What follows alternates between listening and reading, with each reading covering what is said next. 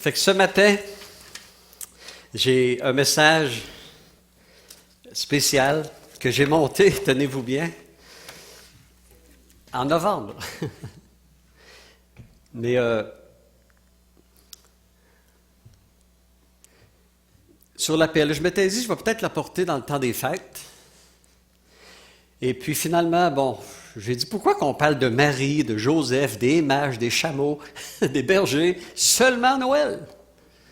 C'est vrai, hein? On a cette tendance-là, les pasteurs, puis je vais briser ça ce matin. Fait que vous pouvez prendre 2 minutes pour vous souhaiter un joyeux Noël. Non, c'est pas vrai, là. C'est pour vous faire rire un petit peu, là. On va se détendre. Il y a des gens qui nous visitent, je nommerai personne, mais on veut saluer tous ceux qui nous visitent ce matin. Ça nous fait plaisir de vous voir, de vous accueillir pour ce matin. Oui, un appel Marie. On va voir 2 appels, dans un sens. L'appel au salut, parce que je ne veux pas manquer d'annoncer le salut au cours du message, mais l'appel de Dieu pour toi. L'appel de Dieu sur ta vie. Attends un peu, j'ai 80 ans, l'appel de Dieu sur ma vie. Il n'y a pas d'âge pour un appel de Dieu sur ta vie. Et on va voir des choses intéressantes. Il y a un appel, il y a quelque chose que peut-être tu résistes, peut-être tu as peur, peut-être tu ne peux pas. Tu dis, c'est-tu de Dieu, c'est quoi? Abraham est parti ne sachant où il allait, mais il a obéi à l'appel. Un appel, comme chrétienne, en suivant le Seigneur, du mieux qu'on peut.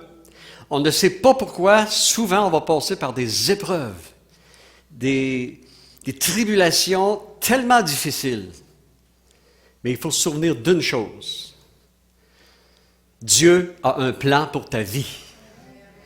Il y a un plan. Tu n'es pas obligé de le savoir et on va voir que c'est vraiment biblique ce que je vous dis. Mais Dieu a un plan pour ta vie. Si tu as appelé, ça veut dire qu'il va te donner tout ce qu'il faut, puis il va t'emmener jusqu'à l'accomplissement total de son plan, de ses plans. Il ne faut pas s'inquiéter. Dieu ne nous révèle pas tous les détails de son plan pour nos vies, de ses projets, de ses rêves pour ta vie. Non. Mais Jérémie 29, 11, 12. Je connais les projets que j'ai formés pour toi, projets de paix et non de malheur, afin de t'assurer quoi? Un avenir plein d'espérance. Oh! Tout savoir à l'avance ce que nous aurons en traversée, en suivant son plan, son appel, pourrait nous faire peur. Si je demande à pasteur Luc et Gisèle, à pasteur Roger et Lucie, et les musiciens, tous ceux qui font du ministère, si vous aviez su d'avance tout ce que vous alliez traverser, Luc, tu serais où? D'un bord? Tu sais, Dieu ne nous révèle pas tout. Candido! Karen! Yo estoy feliz de verte. Hey. Bienvenido. Toi, comme chrétien, comme chrétienne, si tu avais su qu'en donnant ta vie au Seigneur et en le suivant, tu aurais créé une division dans la famille, tu aurais été rejeté peut-être par des amis, tu aurais vécu pointé du doigt, regardé de travers dans le village, perdre des amis. Mais on ne le sait pas d'avance. Non, on marche par la foi. On marche par la foi. Luc 1, vous pouvez prendre quand même vos Bibles et suivre. L'ange lui dit à Marie, « Ne crains point, Marie, car tu as trouvé grâce devant Dieu. » Wow, c'est beau, hein? C'est la même chose pour toi. « Et voici, tu deviendras enceinte. » Il y a 7 promesses. Tu deviendras enceinte, tu enfanteras un fils, tu lui donneras le nom de Jésus, il sera grand, appelé fils du Dieu très haut, et le Seigneur Dieu lui donnera le trône de David son père. Et il régnera sur la maison de Jacob, et son règne n'aura pas de fin. Quand on regarde ça, c'est pour ça que les catholiques vont dire « Je vous salue Marie, pleine de grâce ». Oh, à qui une grâce a été accordée. Et on trouve c'est beau, wow, l'appel de Marie. Si elle avait su d'avance tout ce qu'elle aurait traversé, elle aurait eu peur. Dieu révèle son plan, lui, son but pour Marie. Et sachez ce matin qu'il a un plan pour chaque vie. Chaque vie, il a un plan pour vous. Personne n'est venu au monde inutilement. Quel que soit ton arrière-plan, quel que soit ton passé, d'où tu viens, la couleur de ta peau, peu importe. ton origine, Dieu a un plan pour toi. C'est ça qu'il faut se souvenir. Peut-être que tu n'étais même pas désiré comme bébé. Ah non, je suis enceinte. Wow. Mais l'enfant est né. L'enfant est né. Jésus lui attendait l'année, le mois, la semaine, le jour, la minute, la seconde de ta naissance. Il savait déjà plein de choses sur toi, puis il avait hâte. S'il y a des gens qui ne se sont pas réjouis, le ciel se réjouit de ta venue. C'est ça, il faut toujours s'en rappeler. Regardez ceci. C'est beau. Ça, c'est toi, petit, dans le ventre de ta mère.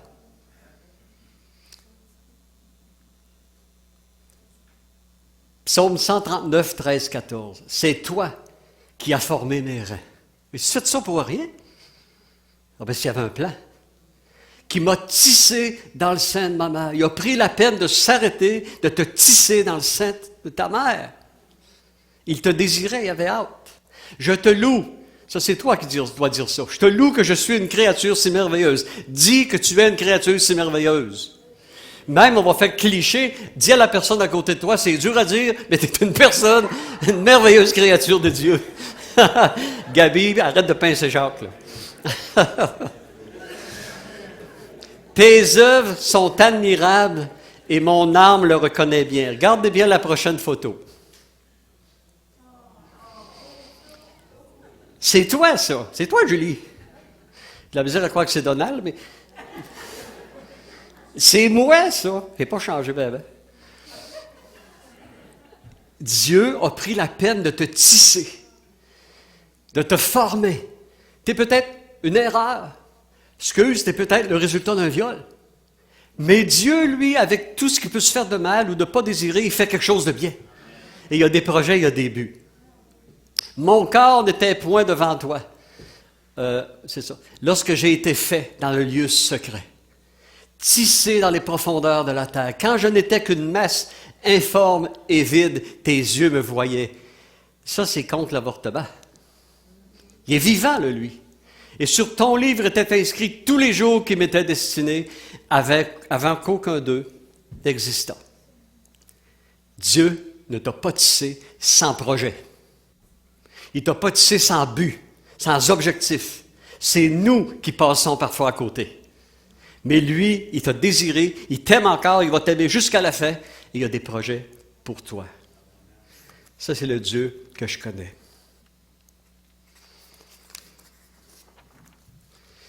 En Jésus, lorsqu'on devient chrétien, toute vie prend un sens. Toute vie devient utile en Jésus. Mais tu dis, c'est qu'on fait pour être en Jésus? Premier appel sur l'être humain, c'est l'appel à aller à Jésus. À y aller sincèrement, aller vraiment, véritablement, avec un sérieux. Tu ne pourras jamais rien faire pour gagner ton ciel. Tu es peut-être la meilleure personne du village, de ta famille, de la province. Ça ne te fait pas mériter le ciel. C'est pas ce que je fais, c'est ce que Dieu a fait. C'est pas ce que tu fais, c'est ce que Jésus a fait. C'est pas ce que tu accomplis, c'est ce que Jésus a accompli. Et c'est ça qu'il faut comprendre. Quand tu comprends ça, il y a quelque chose qui se passe. Tu dis, wow! Jésus-Christ a été crucifié, battu, on a craché dessus, on a arraché la barbe, on s'est moqué de lui, il est mort au bout de son sang, il est allé au tombeau, il est ressuscité au bout de 3 jours, et c'est ça que si tu le crois, il se passe quelque chose. Tu dis, Seigneur, je te demande pardon. Sa part à lui, c'était de mourir pour le péché. Ta part à toi, c'est de le reconnaître, de t'humilier, de lui demander pardon, et dire, viens dans ma vie. Sauve-moi. Ça, c'est ta part. Et quand tu fais cela, tu viens de répondre à l'appel pour ton âme, pour son salut éternel. Mais tant que tu te fies à ce que tu fais, tu perds ton salut dans le sens que tu n'es pas sauvé, là. C'est pas ce que tu fais. Si ce que tu fais te sauve, Jésus est un bizarroïde qui est venu mourir sur une croix juste pour faire un selfie. C'est quoi ça? Non, il est mort sur la croix parce qu'il savait que s'il ne faisait pas ça, tu t'en allais dans les ténèbres. Maintenant, il faut l'accepter. Question. Comment vas-tu répondre au plan de Dieu pour ton âme et pour ta vie? Comment est-ce qu'on répond? Comment est-ce qu'on réagit? Quelle sera notre attitude face à cela?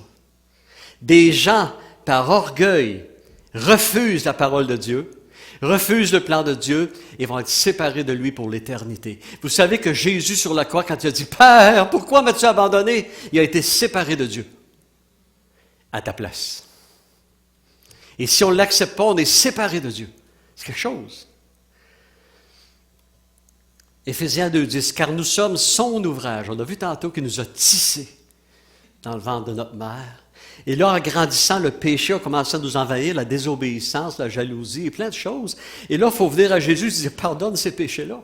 Pardonne-moi. Et là, il fait de nous une nouvelle créature. 2 Corinthiens 5, 17. Il fait de nous une nouvelle créature. Là, il dit, dans Éphésiens 2,10, car nous sommes son ouvrage ayant été créés en Jésus-Christ. Il nous a placés en lui. Pourquoi? Pour de bonnes œuvres. Il y a un plan pour ta vie. Il y a un projet pour ta vie. Il y a un objectif. Lui, il s'en va dans un chemin, puis il sait où il va avec toi. Nous, on ne le sait pas toujours. Comme Marie ne le savait pas vraiment. Excusez ma voix. Quand je rentre ici, je bouche. J'ai développé une allergie, je ne sais pas c'est quoi. Que Dieu a préparé d'avance afin que nous les pratiquions. Donc, on n'est pas né de nouveau, enfant de Dieu, juste pour un titre de chrétien ou réchauffer une chaise à l'église. On n'est pas né de nouveau juste pour tourner les pages d'une Bible. Il y a un but pour toi. Il y a un objectif pour toi. Le plan de Dieu pour nos vies est formidable. Ne passons pas à côté. Et pour comprendre le plan de Dieu pour ta vie, il faut que tu passes du temps avec lui, dans sa parole et avec lui. Le plan de Dieu pour Marie ne fut pas forcément ce qu'elle aurait voulu. Ce qu'elle a pu imaginer en recevant l'annonce de l'ange. « Ouh, toutes les générations te diront bienheureuse. » C'est ça que ça dit. Lorsque nous lisons ce que l'ange lui annonce, c'est glorieux, c'est merveilleux. Tu dis « Wow! » Mais Marie ne sait pas qu'elle risque de perdre son fiancé.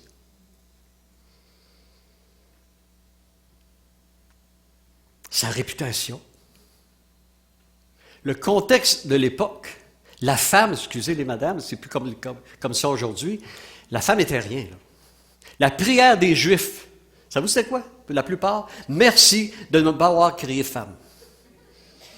On va vous la lire. Merci Seigneur de ne pas m'avoir fait femme. Imaginez là, le contexte là, dans lequel est Marie. Là. C'était horrible. Et là, elle devait dire à toute l'élite religieuse et à ses amis, « Je suis enceinte. » Première pensée du monde autour d'elle, « Ah, Joseph, hein? Il a sorti son pinceau. Ouais, ouais.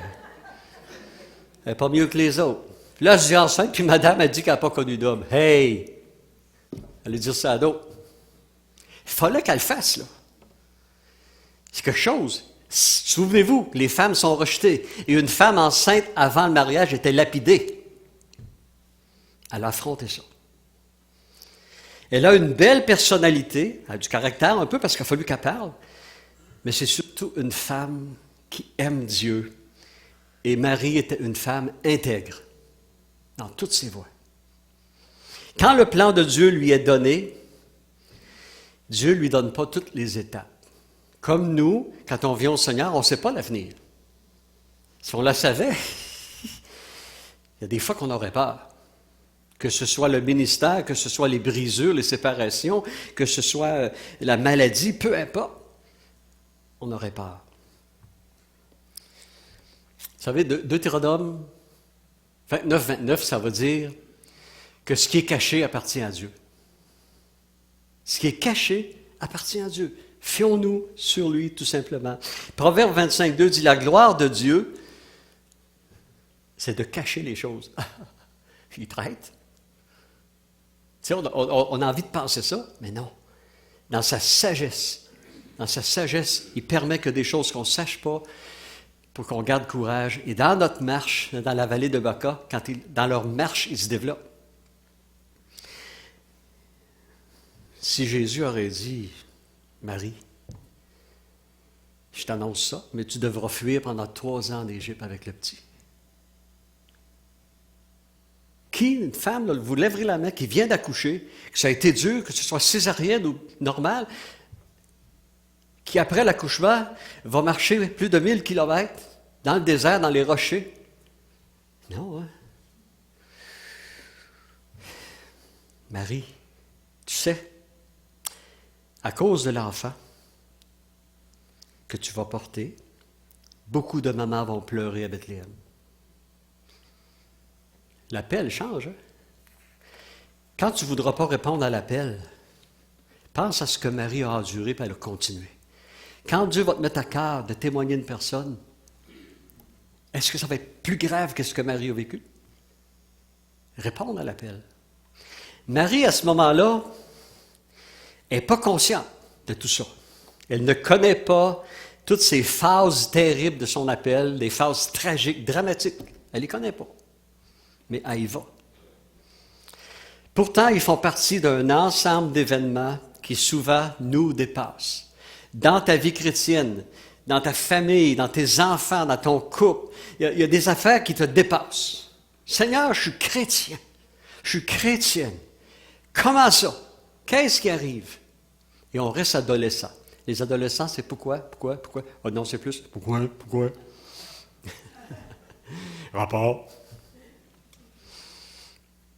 Il y a tellement aujourd'hui de fausses prophéties.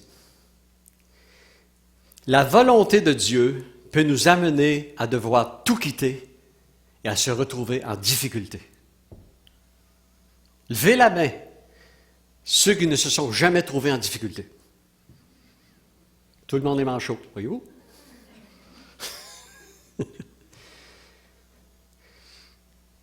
Il y a tellement de fausses prophéties concernant l'appel sur une personne. Tu seras béni. Le Dieu t'a choisi pour ta région, pour créer un réveil. Tu vas prêcher sur les tribunes. Plusieurs vont venir se mettre à genoux, prier, implorer le Seigneur, et des milliers d'âmes vont venir sur ton ministère. Merci si ça arrive, mais souvent, ce n'est pas ça vraiment. Hein? Ah, Dieu m'a montré, je te le dis. Tu as une voix incroyable, tu as une voix angélique. Tu vas aller sur les tribunes du monde entier, même en Europe, en Afrique, tu vas chanter et l'onction va guérir les malades. Cette personne-là, je la connais, qui a reçu cette prophétie-là, elle n'est même plus dans les églises. Elle s'est enflée la tête et elle chante d'un bar. Mais la prophétie s'accomplit. Beaucoup l'adulent, beaucoup l'applaudissent. Non. Le plan de Dieu est et sera toujours que tu fasses sa volonté, malgré les souffrances, accompagnées de beaucoup de renoncements. Tellement de messages et de prophéties sont attirants, parce qu'ils flattent l'ego. Ils semblent tellement confortables. Le plan de Dieu pour la vie d'une personne sincère qui marche avec Dieu n'est jamais vraiment toujours confortable. Et plusieurs ici peuvent en témoigner. Non, Marie, des enfants vont mourir à Bethléem à cause du petit bébé que tu portes. Si on t'avait dit ça, à toi, la maman aujourd'hui, à cause de l'enfant que tu portes, plusieurs vont mourir à Saint-Georges. Tu vas dire, écoute, il va-t-il dire un criminel, c'est quoi? Les questions de Marie. Non, Marie. Tu ne vas pas t'installer bien confortablement avec Joseph. Aujourd'hui, un petit couple se marie et c'est merveilleux. Qu'est-ce qu'ils veulent? Petite maison, petit loyer confortable, être bien douillet. Et c'est bien, c'est légitime. Mais le véritable appel, est-ce qu'on est prêt à le suivre? Se charger chaque jour de notre croix?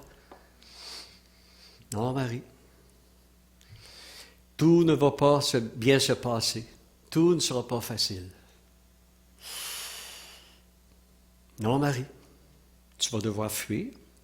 Ce petit enfant que tu porteras, oui, Marie, un jour, tu pleureras à ses pieds parce qu'il sera crucifié devant toi. Combien de projets, combien de rêves, de désirs, parfois, on doit crucifier notre propre chair. Combien de larmes, d'insomnie, combien, comme la porte qui tourne sur ses gonds, on tourne la nuit. Combien de choses on a dû laisser pour le suivre. Voyez, le plan de Dieu n'est pas toujours ce qu'on voudrait faire. Un appel. Sens-tu un appel, quel qu'il soit? On va vous nommer différents appels. Faites-vous-en pas, vous allez être sortis pour midi.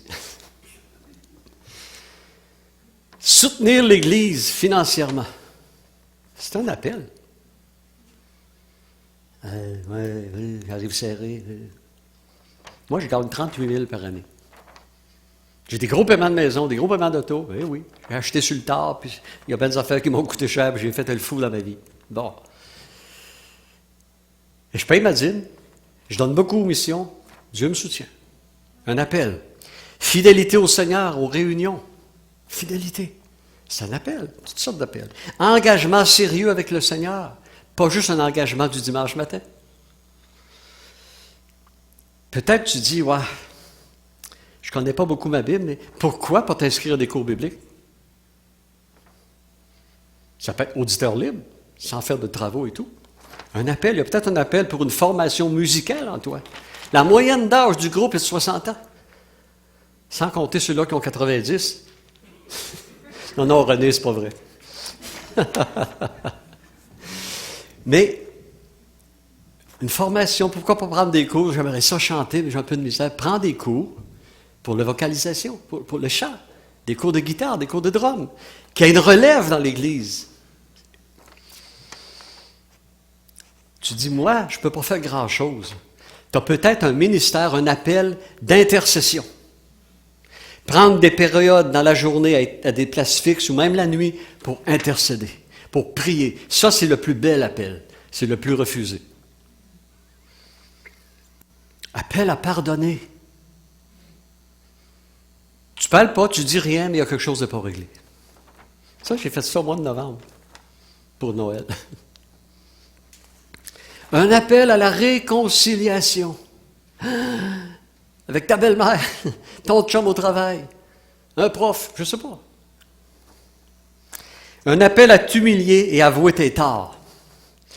Tout ce que tu vis, tout ce que tu es en train de vivre, tes blessures, tes rejets, tes souffrances, tes déceptions, c'est peut-être toi qui en es la cause.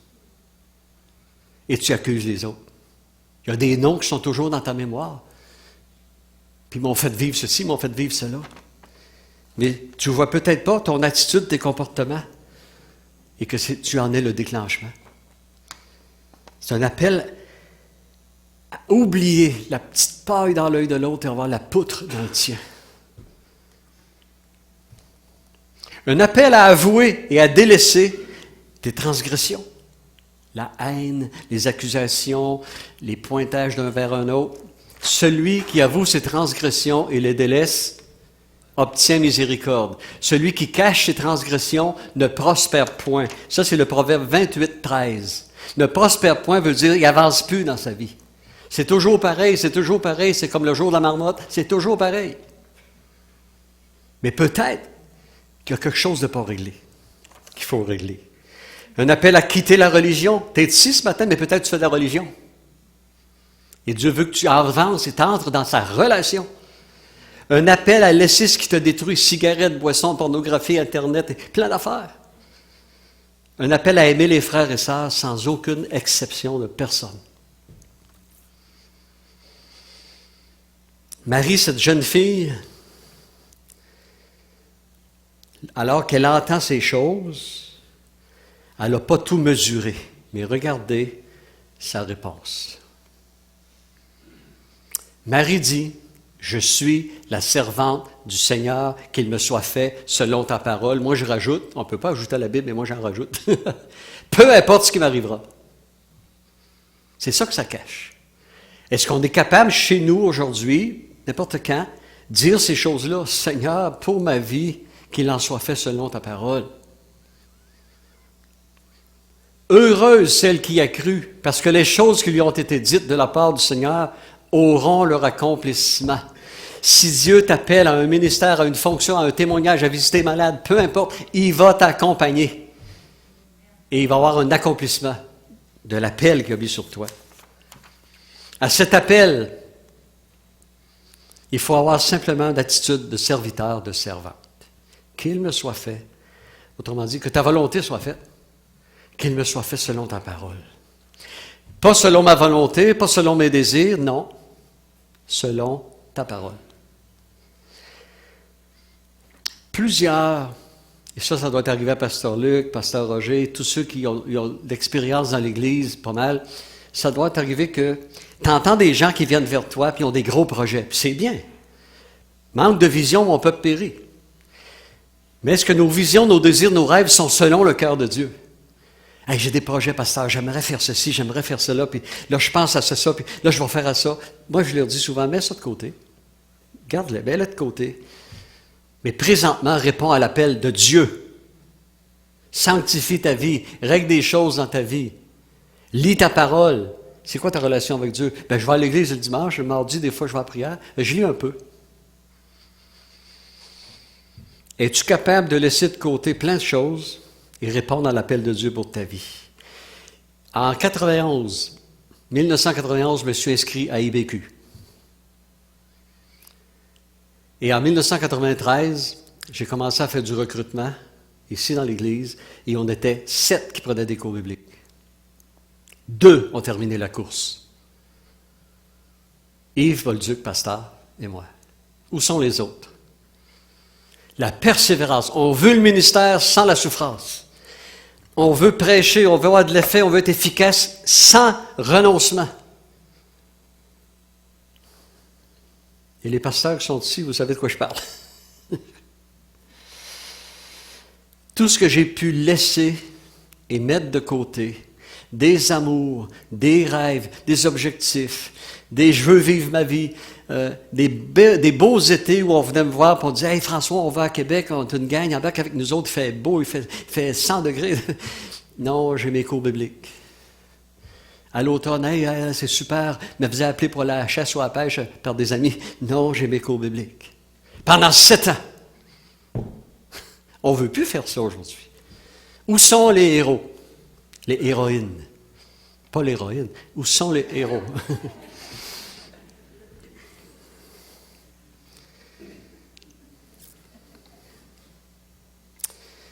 Une attitude de foi. Dans Luc 1,45, il est dit « Heureuse celle qui a cru, car les choses qui leur ont été dites de la part du Seigneur auront leur accomplissement. » Il faut persévérer. Donc, heureux ceux qui croient, même s'ils n'ont pas les détails du plan de Dieu, même s'ils ne voient pas clairement comment les choses vont se dérouler, même s'ils ne voient pas où ils vont, ni comment ils vont arriver. Quand tu réponds à l'appel, j'ai tellement pleuré à l'appel, on était au camp de l'Arche, puis il y avait eu un appel, puis j'étais avancé, puis je m'étais tiré à terre, je pleurais. Et je commençais à voir ce que Dieu me disait d'abandonner, de laisser. Et les gens ne veulent pas. C'est pas à nous de s'occuper comment que ça va se passer, puis où que ça va nous amener. C'est au Seigneur de s'occuper de ça. On va aller, et Dieu va nous guider. Il faut se souvenir d'une chose, Dieu a un plan pour ta vie. Il ne te laissera pas tomber. C'est nous qui le laissons tomber. 7 années d'études et de renoncement, comme je vous disais, pour aller chercher un papier qui s'est marqué bac en théologie. Mais dans l'obéissance, Dieu te choisit, puis te fait œuvrer. Qu'il me soit fait selon ta volonté. Marie a eu la foi, et la foi ne calcule pas. OK? La foi fait confiance. Elle ne calcule pas, elle fait confiance. Seigneur, tu m'as appelé, le reste, c'est toi. Le petit enfant qui va à l'épicerie avec sa mère commence pas à dire, bon, vas-tu me laisser dans l'escalier? Mais je rentre, vas-tu me fermer la porte sur le nez? Il voit que sa mère, puis il sait qu'elle va prendre soin de lui. Il ne calcule pas. Il a confiance. La foi ne demande pas les détails. Elle ne demande pas de garantie. Notre garantie, c'est celui en qui nous avons placé notre confiance. C'est lui notre garantie. Hébreux 11, 6. Or, sans la foi, il est impossible de lui être agréable. « Oh, j'ai peur, Seigneur, je veux pas, j'ose pas, je ne suis pas qualifié, qu'est-ce qui se passe? » Or, sans la foi, ce n'est pas juste la foi qui sauve, là. C'est la foi en lui. Question. Quelle est votre attitude, j'achève, au plan de Dieu pour votre vie? Quelle est votre attitude? Face à tout ce qu'il peut avoir de difficile, Est-ce que vous préférez vivre vos projets, votre vie, ou les projets de Dieu et la vie qu'il a planifiée pour toi? Ayons cette innocence qu'avait Marie et disons simplement qu'il me soit fait selon ta parole. En 2017, j'ai tombé malade, 2 cancers, dépression majeure, en tout cas, j'étais quasiment légume. Tout à coup, une petite voix, quitte l'église de Saint-Honoré. Va te reposer à Saint-Georges. Va recevoir des soins. J'étais marié avec l'Église. J'aimais, et j'aime encore, un déchirement tellement fort que j'ai sombré. Et j'ai oublié. Dieu m'a restauré. Et vous avez un fou devant vous qui est heureux en Jésus-Christ.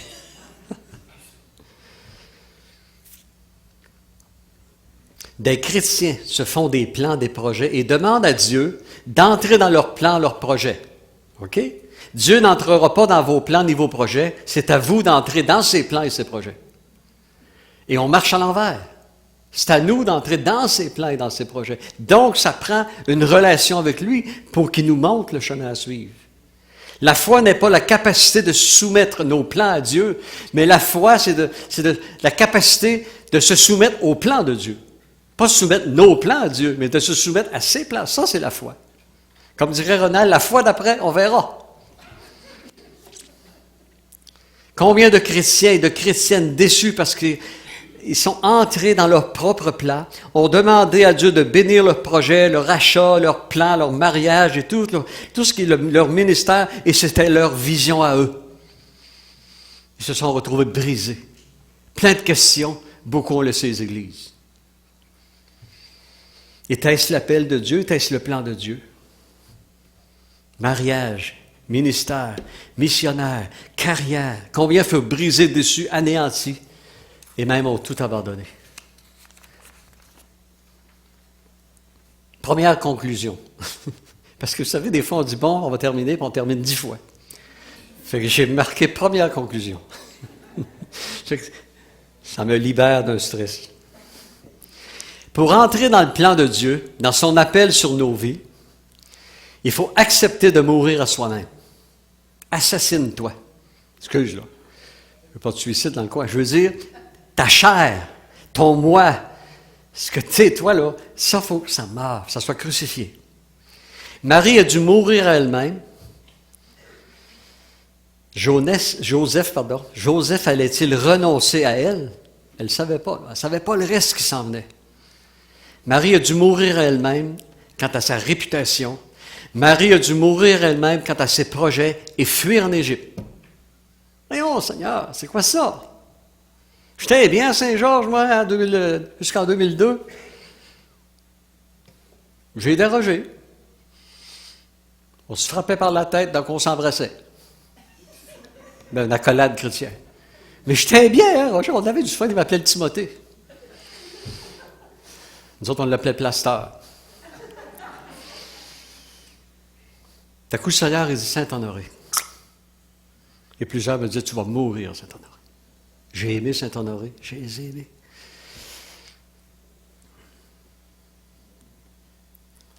Marie a fui en Égypte.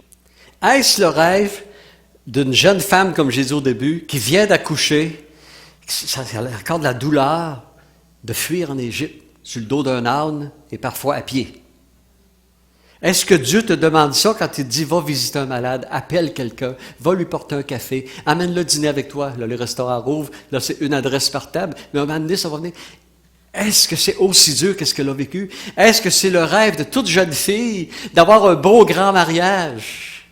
Oui! Avec des invités, une petite coupe de vin, un beau mariage où il y a de la danse, de la musique. Wow! Marie n'a pas vécu ça. Oh! Aucune cérémonie, aucun beau mariage, aucun bel invité. Dans le secret, dans la souffrance, qu'est-ce qui s'en vient? Elle avait certainement un rêve là-dessus. Où est ce beau grand rêve de mariage? Ça fut très difficile et très différent de ce dont peut rêver une maman. Un appel. Tellement de gens passent à côté, je suis encore dans la conclusion 1. D'accord, je me connais. Tellement de gens passent à côté du plan de Dieu. Pourquoi? Parce qu'ils se placent en priorité.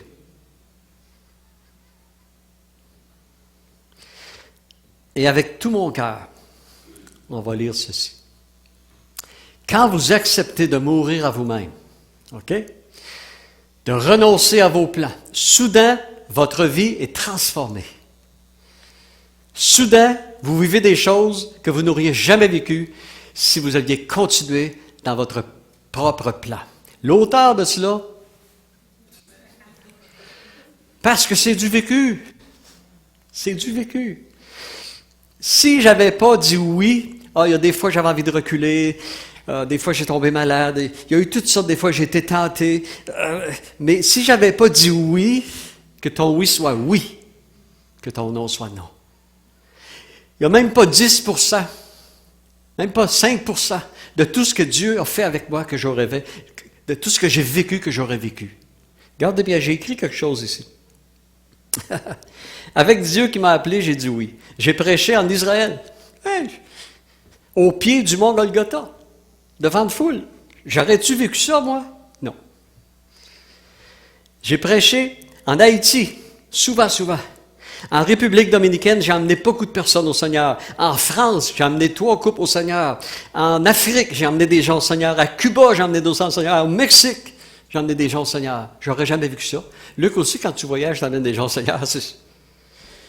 Avant, je serais allé dans le sud, me ressoulé les paf sur la plage. Mais tu dis oui à l'appel, il t'aide à résister, puis il t'utilise. Avec douleur, oui, mais avec résultat. 12 ans assistant pasteur ici, j'ai aimé ça. 18 ans, 16 ans Saint-Honoré, puis 2 ans temps partiel. Dieu est bon, répondre à son appel. Il m'a guéri de mes 2 cancers. Il m'a guéri de 2 dépressions majeures où le médecin voulait m'hospitaliser avec de la médication très forte. Il m'a guéri! Il y a une chose que ça fait 55 ans que je prie. Ben non, depuis que je suis chrétien, ça fait 32 ans que je prie, mais ça fait 55 ans que je subis des brûlements d'estomac. Hey, estomac, non, c'est toi. Mais t'en as pas, Luc, toi? C'est pas, il s'extériorise.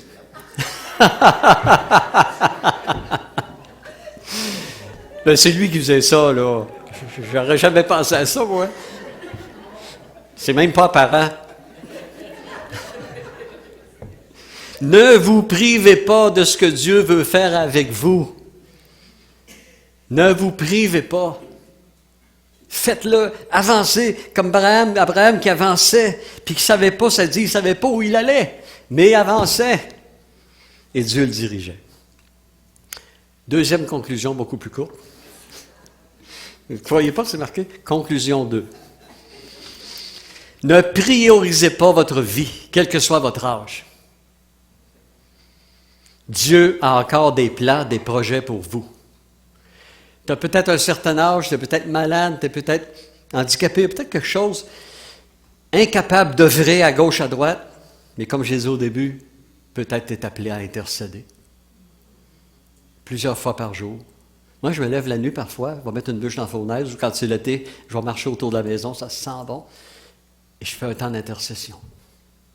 Ou d'écoute. Les grillons, ça veut dire que l'automne est là. Dieu a encore des plans pour toi. Ça peut être la prière pour les perdus, la prière pour les malades, écouter quelqu'un, visiter quelqu'un, inviter quelqu'un. Ce n'est pas toujours des gros appels de tribune. Ne priez pas trop pour les appels de tribune. Parce que le fouet est plus mince puis pince. À mieux manger un bon coup de gros bâton que 50 petits coups de fouet. Imaginez ce que Marie aurait manqué si par peur, par crainte ou par amour de sa propre vie, elle aurait refusé. Tout ce qu'elle aurait manqué. Que manques-tu en refusant son appel? Peut-être tu travailles, télévision, métro, boulot, dodo. Tu travailles plein d'affaires, puis tu t'occupes. Il y a peut-être un appel pour toi le mardi soir. à venir nous joindre et prier. Je remarque que beaucoup de gens ne peuvent pas venir à cause de la maladie. D'autres vivent des temps difficiles, mais on ne les voit jamais. Et nous, on intercède. Et là, te joindre à nous. Ton sourire peut aider quelqu'un. Une tape sur l'épaule à quelqu'un, il peut se réjouir. Dieu a un appel. À être fidèle le dimanche matin. Tu es peut-être appelé à jeûner. Tu as une capacité de jeûner.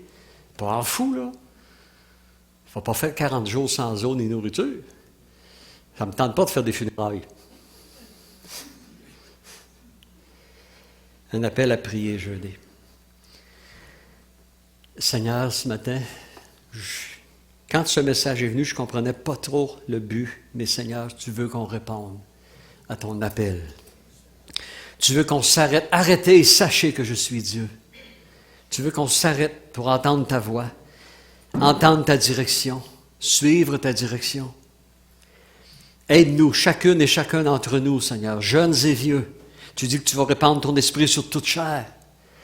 Dirige-nous, dirige ton peuple, dirige ton pasteur, dirige ton Église, Seigneur, à répondre à l'appel, qui est peut-être très différent du chemin présentement qu'on a pris. Tu as appelé Marie à quitter. Aïe aïe! Quand tu nous appelles à quitter quelque chose, c'est aïe aïe! Tu nous appelles à prier, tu nous appelles à témoigner. Et beaucoup, on a la bouche fermée. Aide-nous à répondre à l'appel. Que la pluie du Saint-Esprit descende sur cette assemblée, Seigneur. Nous attendons toujours la promesse d'Acte 2, 23. Je vous enverrai les pluies de la première et de l'arrière-saison, comme autrefois. Nous attendons la pluie de l'arrière-saison, Seigneur, afin que nous, l'Église, on se réveille, que nous, l'Église, on se laisse purifier, sanctifier et diriger. Que ta bénédiction descende sur ce peuple, dans le nom de Jésus-Christ. Et tout le monde dit... Amen. Bonne semaine. Soyez grandement bénis et à la semaine prochaine. J'inviterai Pasteur Luc à terminer la réunion.